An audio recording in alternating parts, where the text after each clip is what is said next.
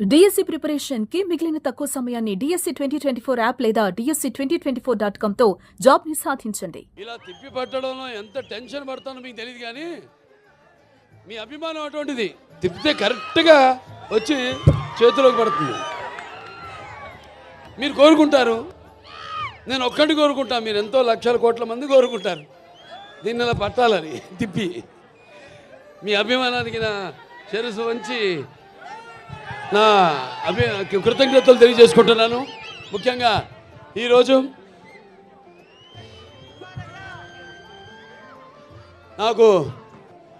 నన్ను ఈ పద్మభూషణ్ వరించిన సందర్భంగా ఇక్కడ హిందూపురంలో ఈ పౌర సన్మానం చేస్తున్నందుకు, అంటే ఒక రకంగా నాకు రెండో పుట్టినిల్లు హిందూపురం, మా నందమూరి వంశానికి. హిందూపురం అంటే నందమూరి పురం. ఇక్కడ జరుపుకోవడం ఉన్నది ఒకటి. ముఖ్యంగా ఇక్కడ కార్యకర్తలు ప్రతి ఒక్కరు, అంటే 10 లక్షల వాళ్ళు వెచ్చించిన వాళ్ళు ఉన్నారు ఈ యొక్క కార్యక్రమం కోసం. అలాగే 5 లక్షలు ఇచ్చిన వాళ్ళు ఉన్నారు, 1 లక్ష రూపాయలు ఇచ్చిన వాళ్ళు ఉన్నారు, అలాగే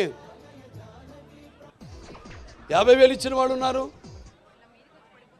10,000 ఇచ్చిన వాళ్ళు ఉన్నారు, 1000 రూపాయలు ఇచ్చిన వాళ్ళు ఉన్నారు, అలాగే 50 రూపాయలు కూడా ఇచ్చిన వాళ్ళు ఉన్నారు. అందరికీ ఈ కార్యక్రమాన్ని ఇంత ఘన విజయం చేయడానికి వ్యయ ప్రయాసాలు కోర్చి ఈ కార్యక్రమాన్ని ఇంత అద్భుతంగా, మా సినిమా కార్యక్రమం కంటే కూడా ఎంతో అద్భుతంగా నిజంగా చెప్పాలి.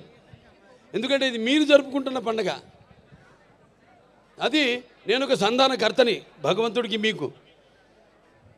నాకు పద్మభూషణ్ రావడం అన్నది అది మరి మీరందరూ కూడా దాన్ని మీ సొంతంగా భావించి, ఎలాగైతే నందమూరి నాన్నగారు తర్వాత అన్నయ్య హరీష్ గారి తర్వాత నన్ను ఇక్కడ మీ వాడిగా, మీలో ఒకటిగా, మీ గుండెల్లో నాకు మీకంటే కూడా చెప్తాను, నా సంగతికి వస్తాను. నా గుండెల్లో సుస్థిరమైన శాశ్వతమైన స్థానాన్ని మీరందరూ ఏర్పరచుకున్నందుకు మీ అందరికీ, నా హిందూపురం కుటుంబ సభ్యులందరికీ, హిందూపురం పుర ప్రముఖులకి, అలాగే హిందూపురం ప్రజానికానికి, అలాగే నా అభిమానులకి, కళాభిమానులకి, కళా పోషకులకి, అలాగే పాత్రికేయులకు, ప్రతి ఒక్కరు కూడా నా హృదయపూర్వక ధన్యవాదాలు తెలియజేసుకుంటున్నాను. అది నా పూర్వజన్మ సుకృతంగా భావిస్తున్నాను. భూషలు గాబు భూరి మేయంగత తారహారముల్ భూషిత కేశ మృదు పుష్ప సుగంధ భూషలు గాబు భూరి మయాంగత తారముల్ భూషిత కేశ మృదు పుష్ప సుగంధ జలాభిషేకములు భూషలు గాబు భూషములిచ్చు పవిత్ర వాగ్భూషణమే భూషణము భూషణములు నశించు నన్నీయున్ అన్నారు. అంటే ఒక పద్మభూషణ్ ఇక్కడ ఎంతమంది నా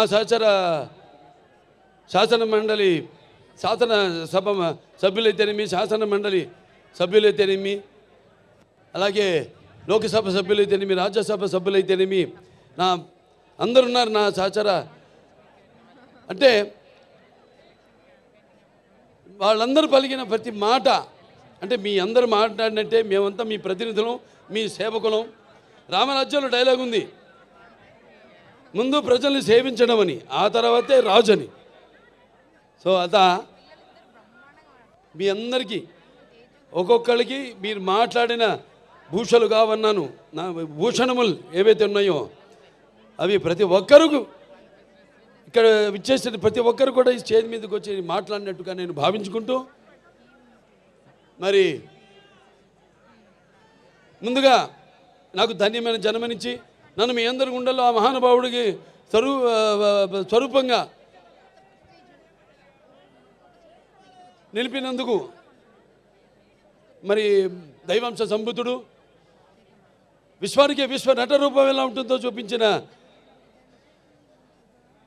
కారణ జన్ముడు, నా తండ్రి గురువు దైవమైన విశ్వవిఖ్యాత నట సార్వభౌమ పద్మశ్రీ డాక్టర్ నందమూరి తారక రామారావు గారికి ఈ సభాముఖంగా ఆయన్ని స్మరించుకుంటూ వాగర్తావు సంపర్తో వాగర్త పతిపతే జగతో పితరం ఉందే భారతీ పరమేశ్వరరావు అంటారు. అంటే శివపార్వలతో పోలుస్తారు. నా గాయత్ర పరమంత్రం నమతు పరదేవత నా హరే పరత శ్రాత నానృతాత్ పాతకం పరం యస్మాత్ పార్థివత ప్రాదుర్పద భుక్తి యస్మాత్ పార్థివత ప్రాదుపుత్రుని భగవతి గురుణ సంతుల మాంసి సహస్రం తస్మై సర్వజ్ఞ మూర్తి పిత్రే. సో ముందుగా పుణ్య దంపతులకు వాళ్ళ బిడ్డగా నన్ను పుట్టించినందుకు ఆ భగవంతుడికి నాకు కృతజ్ఞతలు తెలియజేసుకుంటూ మరి వాళ్ళ పద్మభూషణ్ చాలామంది అన్నారు చాలా ఆలస్యంగా ఇచ్చారు మీకు అని. నేనన్నా కాదు సరైన సమయంలోనే ఇచ్చారు. అంత దైవలిఖితం. ఏది జరిగినా నా జీవితాలన్నీ కూడా సంఘటనలు కూడా అలాగే జరిగినాయి. నేను అటు cancer hospital Basavataraka Indo American cancer hospital research institute chairman అయితేనేమి, లేకపోతే ఇటు ఒక శ్రీరామరాజ్యంలో రాముడిగా వేయడం ఏంటి, వేషం వేయడం ఏంటి, అలా ప్రతిదీ నా జీవితంలో ఎంతో సారూప్యం. నా నిజ జీవితంలో సంఘటనలకి నేను సినిమాలు చేసిన పాత్రలకి ఎంతో సారూప్యం అలా కలిసి వచ్చింది నాకు. నేనన్నా లేదు ఇదే సరైన సమయం. ఎందుకంటే నాన్నగారిదేమో శత జయంతి జరుపుకున్నాం, ఆ తర్వాత నాకు వచ్చింది. ఆ తర్వాత నేను 3వ ఎమ్మెల్యేగా ఎన్నికయ్యాను, ఆ తర్వాత నాకు వచ్చింది. ఆ తర్వాత Basavataraka Indo American cancer hospital research ఇన్స్టిట్యూట్కి చైర్మన్గా 15వ సంవత్సరంలో అడుగుపెట్టాను మొన్న మార్చి నెలలో. ఆ తర్వాత నాకు వచ్చింది. అలాగే 4 సినిమాలు వరుసగా హిట్లు, అఖండ కానీ, లేకపోతే వీరసింహారెడ్డి కానివ్వండి, నెలకొండ భగవంత్ కేసరి కానివ్వండి, ఆ తర్వాత డాకు మహారాజ్ కానివ్వండి, 4 సినిమాలు హిట్ల తర్వాత దాని తర్వాత 50 సంవత్సరాలుగా హీరోగా ప్రపంచంలో ఎవడు లేడు. 50 సంవత్సరాలు హీరోగా మధ్యలో క్యారెక్టర్ ఆర్టిస్టుగా దారి మరణమో అలా జరిగిందేమో కానీ వాళ్ళ క్యారియర్లో 50 సంవత్సరాలు హీరోగా నాకు నిలబడటానికి శక్తినిచ్చిన నా తెలుగు జాతికి నా కృతజ్ఞతలు తెలియజేసుకుంటున్నాను. ఏదైనా ఇప్పుడు బాలకృష్ణ గురించి చాలా రకాలుగా మాట్లాడుకుంటారు. ఏం చూసి బాలకృష్ణకి అంత పొగరంటారు, నన్ను చూసుకునే నాకు పొదనైన పొగరంటాను. ఎవరిని చూసి అంత ధైర్యం అని అంటుంటారు నన్ను చూసి. అప్పుడు నేను అంటాను, బాబు నా ఏదైతే నిజ స్వరూపంతో అదే నన్ను ఉసుగొల్పే ఒక విప్లవంగా అడుగడుగునా నేను నడుస్తానని నేను చెప్తుంటాను. అలాగే నా రీతి ఏంటి, ఇతనికి అన్నీ తెలుసా అంటారు నన్ను చూసిన వాళ్ళందరూ. నన్ను నేను తెలుసుకునే కంటే పెద్ద విద్య లేదని ఒక సవాలుగా నిలబడతాను. నా మాట సూటిగా ఉంటుంది, నా మాట ముక్కు సూటిగా ఉంటుంది, నా వీక్షణం తీక్షణం దర్శనమిస్తుంది. అలాగే నా తీరు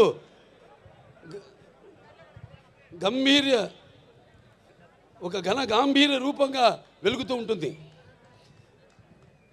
నన్ను మీరందరూ ఒక సినిమా నటుడుగానే కాదు నాకు తెలుసు. ఎందుకంటే నాలో ఉన్న ఒక మానవత్వం అయితేనేమి, నా వ్యక్తిత్వం అయితేనేమి, నాలో ఉన్న నీతి నిజాయితీ నిబద్ధత అయితేనేమి, లేకపోతే నాలో ఉన్న నిష్కల్మషం అయితేనేమి, వీటిలన్నిటితో ఇప్పుడే కాదు ఇంకా ముందు తరాలు కూడా నా అభిమానులు పుడుతూనే ఉంటారు.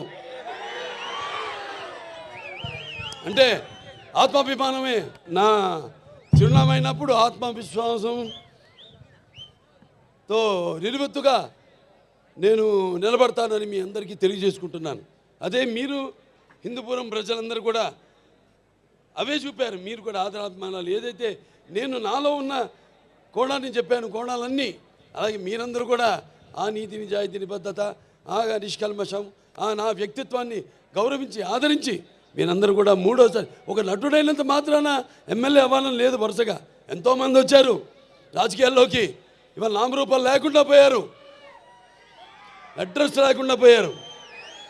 కానీ ఇవాళ ఇక్కడ పనులు చేశాం, కాబట్టి నన్ను గెలిపించారు. ఊరికేదో సినిమా యాక్టర్ లేకపోతే రామారావు అబ్బాయి అయినంత మాత్రాన పనులు చేయాలి. ఎంతో కొంత మనం సమాజానికి కూడా మన వంతు బాధ్యత ఉంది ప్రతి ఒక్కరి మీద. అందరూ కూడా మన వంతు మనం సంపాదించిందే కాదు, ప్రజలకి ఎంత మనం తిరిగి సమాజానికి ఇచ్చాం అన్నది చాలా ముఖ్యం. అప్పుడే మనం చరిత్రలో చిరస్థాయిగా నిలిచిపోవడం కోసం కాదు. ఎన్నో పాత్రలు చేశాను నేను, అద్భుతమైన పాత్రలు. నాన్నగారు కూడా చేయలేని పాత్రలు, చేయలేని పాత్రలు చేశాను. అందులో ముఖ్యంగా గౌతమిపుత్ర శాతకర్ణి సినిమా. ఆ సినిమా నాన్నగారు చేద్దామనుకున్నారు, కొన్ని అనివార్య కారణాల వల్ల చేయలేకపోయారు. ఆ సినిమాను నేను చేయడం తటస్థించింది. మరి ఇవాళ మనం ఉగాది జరుపుకుంటామంటే ఒక కాలమాన పట్టిక మన హిందువులకి మనం ఒక శకాన్ని ఏర్పరిచింది. ఆ శాలివాహన శకం, ఆ గౌతమిపుత్ర శాతకర్ణి. అలాగే సారే జహాసే హిచ్చా, అలాగే సారే జహాసే హెచ్చా హిందూ సీతా హమారా, హమ్ బుల్బులే ఎస్కే ఏ గుల్ సీతా హమారా. ఇక్కడ ఒక సర్వమత సౌభ్రాతృత్వానికి, రక్తానికి జాతి లేదు, మాంసానికి మతం లేదు, చర్మానికి కులం లేదు అని చెప్పడానికి ఒక నిదర్శనం, ఒక ఆదర్శం మన హిందూపురం. ఇక్కడ అందరూ ముస్లిం మైనారిటీలు అయితేనేమి, హిందువులు అయితేనేమి, క్రైస్తవులు అయితేనేమి, అందరూ కూడా ఒక కుటుంబ సభ్యులుగా అందరూ కూడా ఇక్కడ సమాజ స్థాపనం చేసి ఇక్కడ అందరూ ఒక మంచి చక్కటి ప్రశాంతమైన వాతావరణంలో మనంతా ఉంటున్నాం. అది మన హిందూపురం ఒక గొప్పతనం. ఇక సినిమాల జోలికి వస్తే, ఈ నా నట జీవితంలో ఎన్నో పాత్రలు చేశాను, మీకు చెప్పాను. దానికి ఎన్నోసార్లు చెప్పాను. నాకున్న జ్ఞాన సంపదలో బ్రాహ్మణుని, ఐశ్వర్యంలో వయస్సుని, మంచిగా మాలని, మంచి ఎదురు తిరిగే మాదిగని, కష్టాన్ని నమ్ముకున్న కమ్మరిని, కొమ్మరిని, కంసాలిని, రజకుడిని, నాయ బ్రాహ్మణుని, కల్లుగీత కార్మికుడిని, కల్మషంలో అయితే యాదవుడిని, ఆపదలో ఆదుకునే వెలమని, వ్యక్తిత్వంలో రాజుని, అమ్మను మరిపించే కమ్మని, పౌరుషంలో రెట్టినని,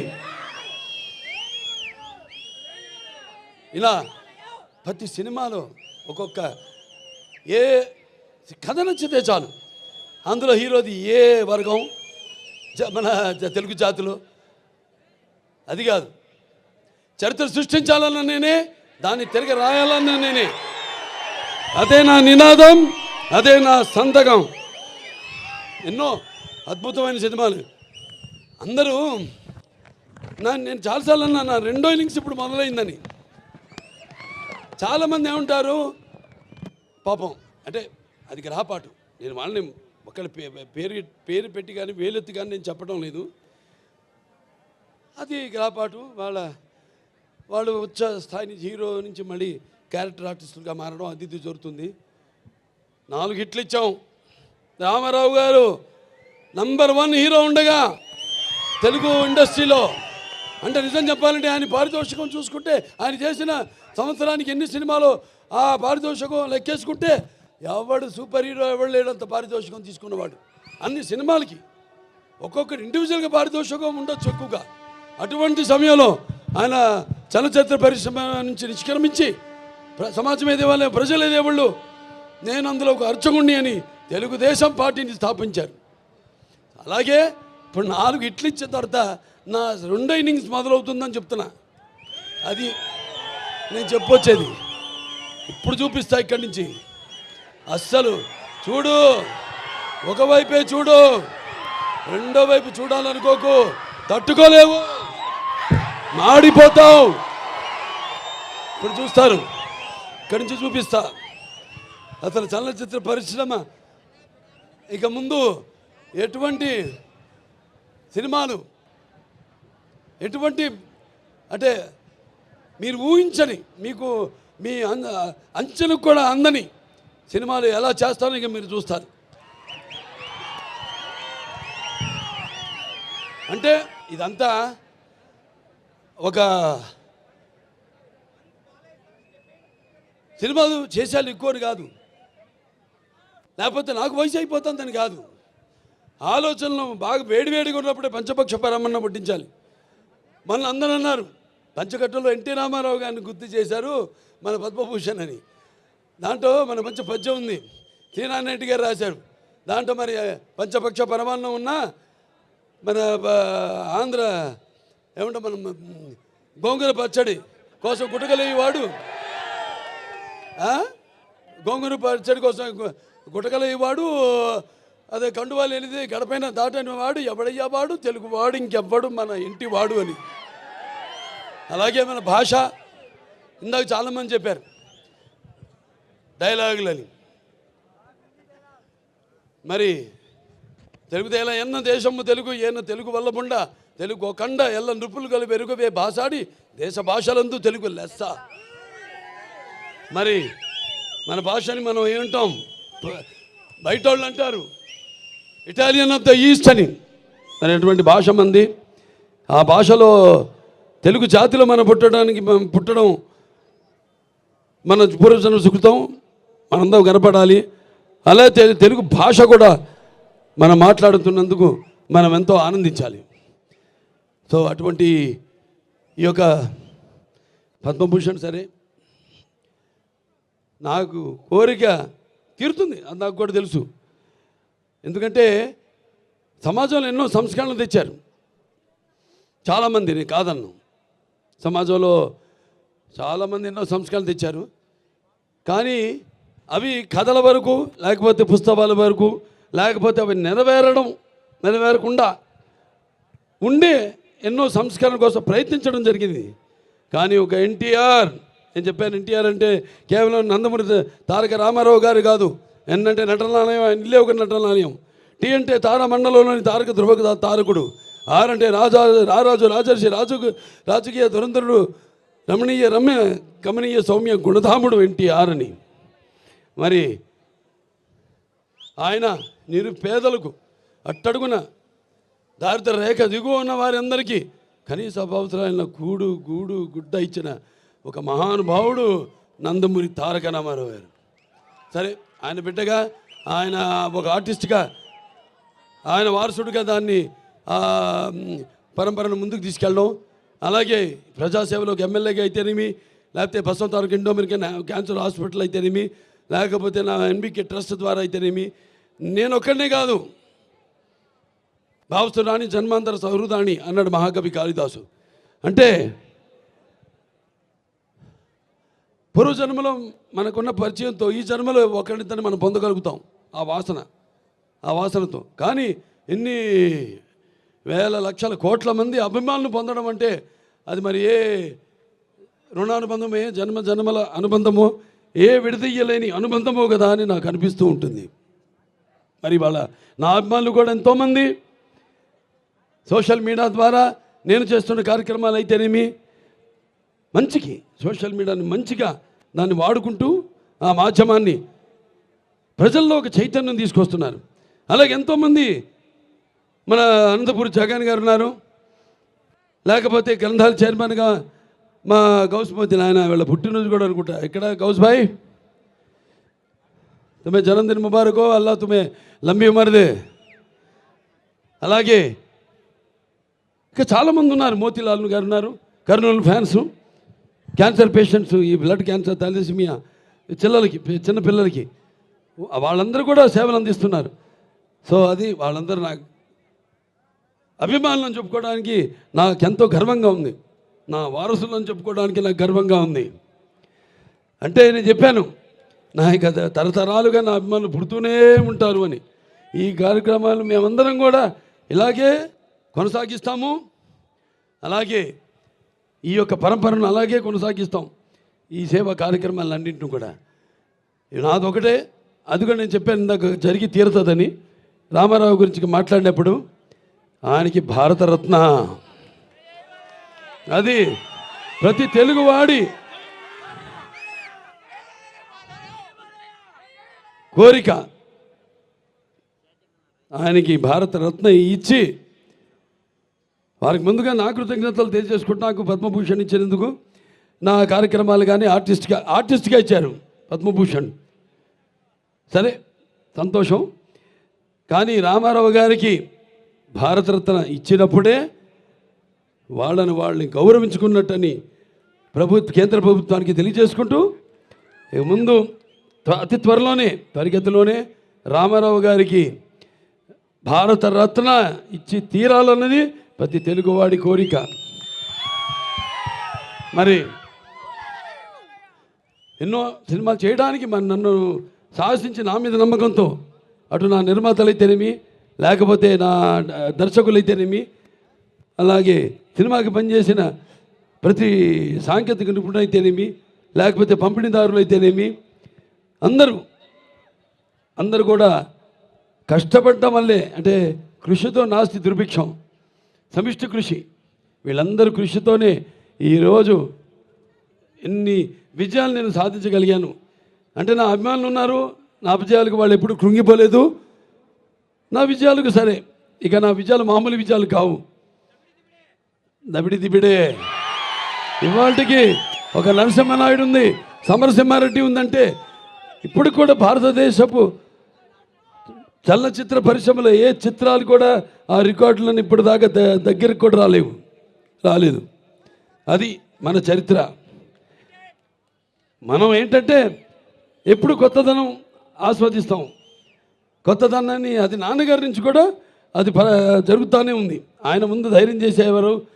ఎందుకంటే మనం ప్రతిరోజు వాడే నిత్యావసర వస్తువులం, ఆర్టిస్టులు అన్న వాళ్ళం. మరి మేము ఒక కొత్త మార్కెట్ చూస్తున్నాం, ఎంత కాంపిటీషన్ ఉందో. కాంపిటీషన్ అంటే మా ఆలోచనల కాంపిటీషన్ కాదు. వేరే వాళ్ళకైతే వాళ్ళ భుక్తికి లేకపోతే వాళ్ళ ఉనికికి ఒక కాంపిటీషన్. మాకు మీరుండగా నా కాంపిటీషన్ ఏంటి? నేను ఎప్పుడు అందిస్తూనే ఉంటాను, నాన్నగారి నుంచి కూడా వాటి మీరు ఆదరిస్తూనే ఉంటారు. ఇవాళ మన తెలుగు చలనచిత్ర పరిశ్రమ కూడా ఇవాళ పాన్ ఇండియా లెవెల్లో ఇవాళ మనకి మంచి గుర్తింపు తీసుకొచ్చారు చాలామంది. వాళ్ళందరూ కూడా ఒక కళాకారుడిగా, ఎందుకంటే ఇది కళలకి నాకు ఇచ్చిన అవార్డు కాబట్టి పద్మభూషణ్, వాళ్ళందరూ కూడా వాళ్ళు అందించిన సేవలకు కూడా నా కృతజ్ఞతలు తెలియజేసుకుంటూ మరొకసారి ఇక ఎన్నో కార్యక్రమాలు ఉన్నాయి, ఇంకా అభివృద్ధి చేయాల్సినవి. వచ్చిన సంవత్సరం లోపే 50 కోట్లు పెట్టి ప్రతి ఊళ్ళో కూడా టార్ రోడ్డు, అలా సీసీ రోడ్లు, డ్రైనేజీలు వేయడం, నిర్మించడం జరిగింది. ఈ ఎంజిఎం గ్రౌండ్ కూడా 2,20,20 లక్షల రూపాయలు ఇండోర్ స్టేడియంకి శాంక్షన్ చేయడం జరిగింది. అతి త్వరలోనే దాన్ని కూడా పూర్తి చేస్తాం. ఇంకా ఎన్నో ఇక్కడ మన హిందూపూర్ టౌన్లో కూడా ఒక 92,50 లక్షల రూపాయలు సీసీ రోడ్లు, వీటన్నిటిని కూడా ఇక చాలా ఉన్నాయి. ఇది అవన్నీ మాట్లాడుకోవాల్సిన విషయాలు కాదు. అయినా ఇంకా చాలా ఉంది చేయడానికి ఇక్కడ అని చెప్పడానికి యువతరానికి ప్రతినిధులు, నవతరానికి నాయకులు, భావితరానికి భారతదేశ మహాశక్తి మీ అందరూ కూడా పరిశ్రమలు తెచ్చి, నేను ఎందుకు అంటానంటే ఈ మాట, మీకు ఉపాధి కల్పించాలి. మీకు ఉపాధి కల్పించాలంటే పరిశ్రమలు రావాలి.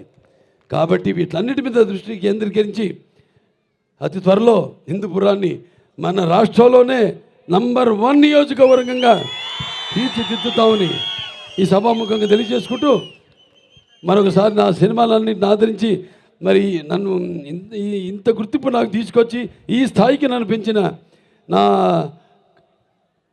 ప్రజలకైతే హిందూపురమే కాదు, తెలుగు జాతి ప్రజలకు, ఇటు ఆంధ్ర అటు తెలంగాణ ఎక్కడున్నా మన తెలుగు వాళ్ళందరికీ ఈ సభాముఖంగా నా కృతజ్ఞతలు తెలియజేసుకుంటూ ఈ పద్మభూషణ్ని నా శివభారతి స్వరూపులైన మా తల్లిదండ్రులకు అంకితం ఇస్తూ నేను సెలవు తీసుకుంటున్నాను.